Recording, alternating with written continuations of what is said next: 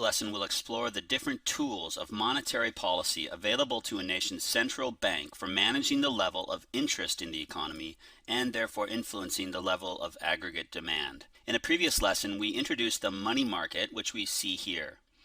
The money supply curve represents the total supply of liquid money in a nation's economy. This refers to cash, checkable deposits, and savings accounts.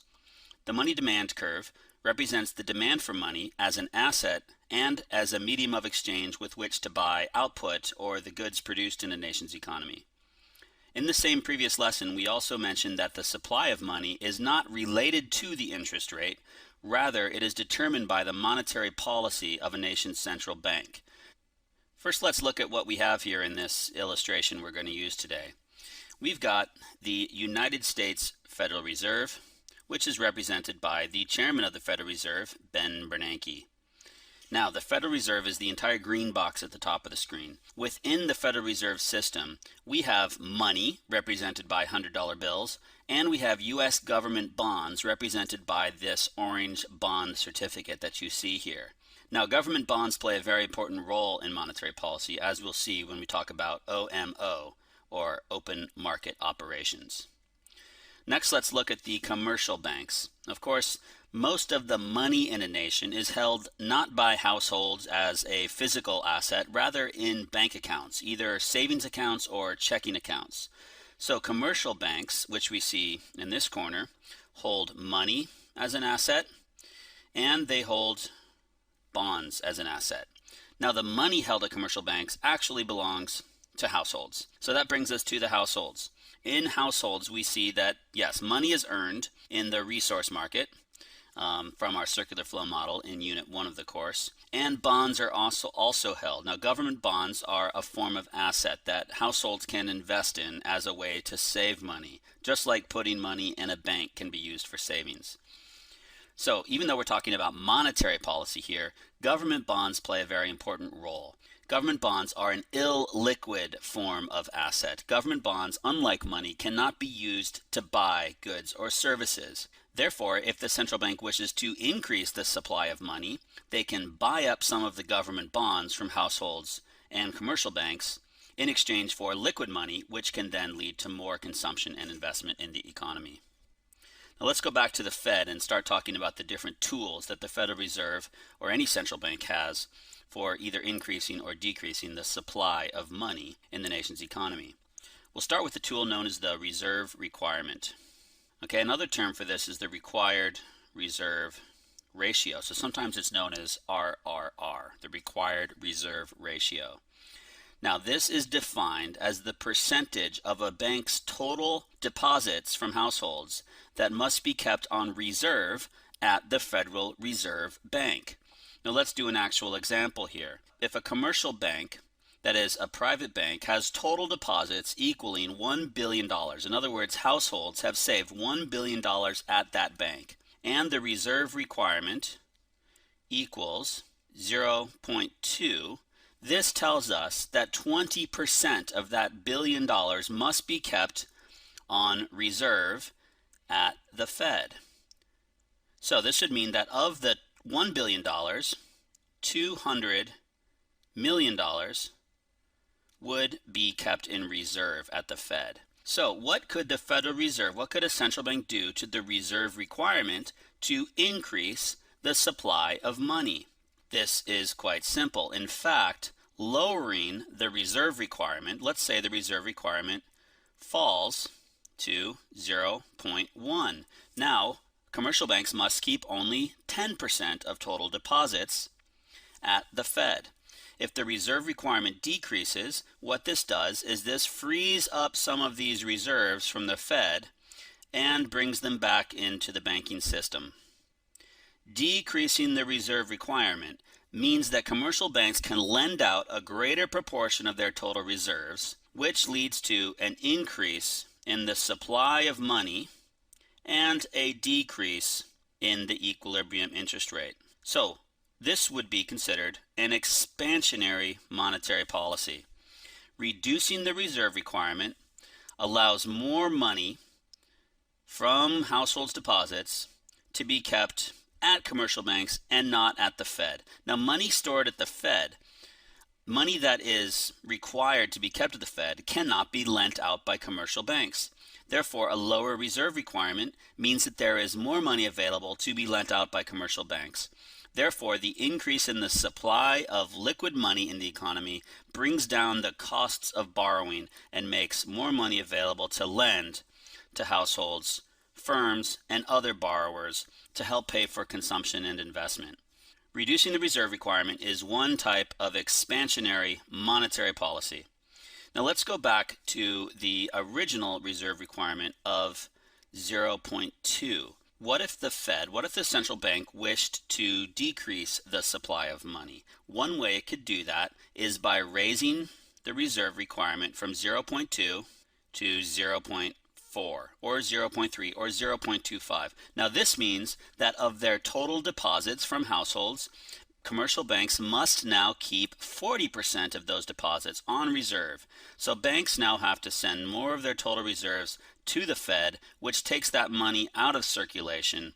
There is now less liquid money available in the economy, causing the money supply to decrease, as we see here. And the increased scarcity of money in the banking system causes the interest rate in the economy to rise. Commercial banks will now charge higher interest rates to borrowers. Therefore, there will be less money available for loans to households, reducing the level of consumption and investment in the economy. Raising the reserve requirement puts upward pressure on interest rates since commercial banks have to store more of their total deposits at the Federal Reserve, taking that money out of circulation and reducing the money supply, raising the interest rate. Historically, the reserve requirement in the United States has rarely been changed. Most recently, it stands at around 10% or 0.1. In other words, commercial banks in the United States must keep 10% of their total deposits from households on reserve at the central bank. So the reserve requirement is a relatively unused tool of monetary policy. Let's move on to the next one though.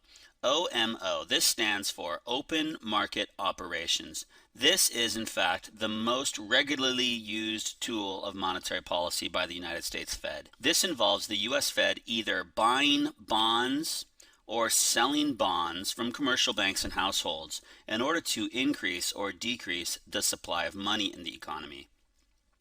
Typically, the Federal Reserve will meet quarterly, once every few months, to determine whether or not it will buy bonds, sell bonds, or maintain the level of bonds that it currently holds.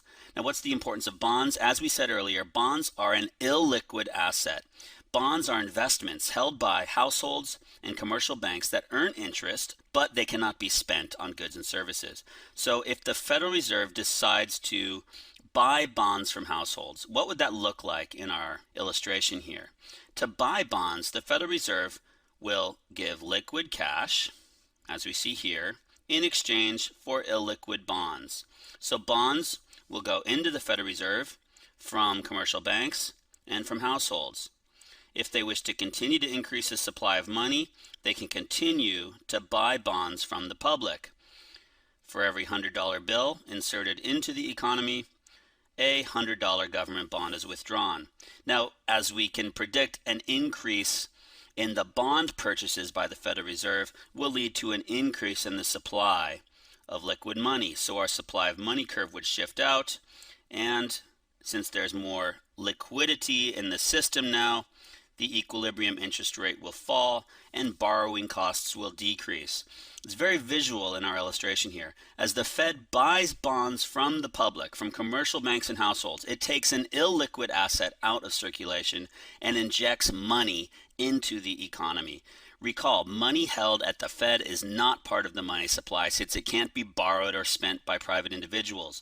However, as soon as money is injected into the commercial banking system, and into the hands of American households, there is now more money to be spent. This will lead to economic stimulus. Households will be able to borrow money at cheaper costs. They will have more liquid money at their disposal. Therefore, they will go shopping. They will spend more of that money. So buying bonds is considered an expansionary monetary policy. When the Fed engages in an open market purchase of government bonds from the public, it leads to an increase in the money supply and a decrease in the interest rate, and ultimately an increase in aggregate demand of the economy. So what if the Federal Reserve, what if the central bank wanted to contract the level of aggregate demand in the economy? What type of open market operation could be used to reduce the supply of money, cause interest rates to rise, and therefore lead to less aggregate demand? Well, predictably, if buying bonds increases the supply of money, then in fact it is selling government bonds that decreases the supply of money. Let's show how that would look in our illustration here. If the Federal Reserve started to sell bonds to commercial banks, then we would see money flow from commercial banks to the Fed in exchange for illiquid bonds. There is now less money in commercial banks to be loaned to households. In addition, if the Fed sells bonds to households, we're going to see bonds go into the pockets of households and money come out of the pockets of households. There is now less money in circulation in the economy. Therefore, the level of consumption and investment falls. A sale of government bonds by the Fed decreases the money supply, as we see here, and causes the interest rate in the economy to rise, as we see here. This is called a contractionary monetary policy. It is very regularly used in order to bring down inflation in the economy. Now, why does a sale of bonds bring down inflation? Because less money means less overall spending, less aggregate demand, therefore less pressure on prices in the economy. So why do households and commercial banks buy bonds when the Fed decides to sell them? It's quite simple. A $100 government bond that matures in 10 years might be able to be bought for $90 currently. That would give you an effective interest rate of just over 10%. In other words, you could buy a $100 bond for $90, wait 10 years, and get $10 more than you paid for it. However, if the Fed goes to sell those bonds on the open market, the supply of them would increase, and whenever the supply of any asset increases, the price of it falls. Now you may be able to buy that same $100 bond for only $80. This would give you an effective interest rate of almost 25%. Since an $80 investment now could lead to a $100 payment in the future. When the Fed sells bonds, the price of government bonds falls, and investors find them more attractive since the effective interest rate on those government bonds increases. This is called a contractionary monetary policy. So we've just gone through open market operations now. If the Federal Reserve wishes to increase the money supply, they will buy bonds. As we see, bonds will be sent to the Fed, money will be put in commercial banks, money will be given to households in exchange for bonds, and the supply of money increases, causing the interest rate in the economy to fall. On the other hand, if the Fed wishes to decrease the supply of money in the economy, they can sell bonds, in which case money would be given back to the Fed by commercial banks, and money would be given back to the Fed by households. There is now less money in circulation, causing interest rates to rise, decreasing the level of consumption and investment. So that brings us to our final tool of monetary policy. The final tool of monetary policy is known as the discount rate. The discount rate is defined as the interest rate on short-term loans from the Federal Reserve to commercial banks. Now, why would a commercial bank want to borrow money from the Federal Reserve? Wouldn't a bank prefer to borrow from another bank in the economy? Generally speaking, yes, but the Federal Reserve is known as the lender of last resort. If a commercial bank, for example, at the end of a given day, does not have enough to meet its reserve requirement, it could be in violation of a federal law. Now, typically, a bank will not violate the law. It will simply borrow some of the money it needs from the Fed in order to meet its required reserve ratio. So if the Federal Reserve lowers the interest rate that it charges banks for these short-term loans, this would make it cheaper for commercial banks to borrow funds from the Fed. So we would see the supply of money in the banking system increase, which, as we now know, causes the equilibrium interest rate to decrease. Reducing the discount rate makes it cheaper for banks to borrow money from the Federal Reserve, which makes it cheaper for households to borrow money from banks.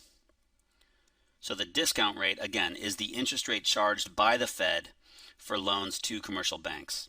On the other side, if the Federal Reserve wished to decrease the money supply, they could simply raise the discount rate. Now, this would obviously make it more expensive for commercial banks to borrow from the Fed. Therefore, the supply of money would be less. Fewer commercial banks would be willing to make risky loans because it would cost them more to borrow money to make up their required reserves from the Fed. So the discount rate is the final tool of monetary policy. This is typically not used in an active fashion very frequently. The most commonly used tool of monetary policy is definitely open market operations. In a given year, a Fed may change its open market operations policy 3 or 4 times. It may decide to buy bonds if it wishes to stimulate aggregate demand, although if inflation becomes a threat, it may begin selling bonds to decrease the money supply. So during recessions, the Federal Reserve or any central bank will engage in expansionary monetary policy consisting of bond purchases. Buying bonds directly from commercial banks and from households increases the supply of money and leads to increases in consumption and investment. During periods of inflation, a central bank will more likely sell bonds to households and commercial banks. This decreases the supply of money, puts upward pressure on interest rates, and reduces the level of consumption and investment in the economy. So that wraps up this lesson on monetary policy and the 3 tools of monetary policy.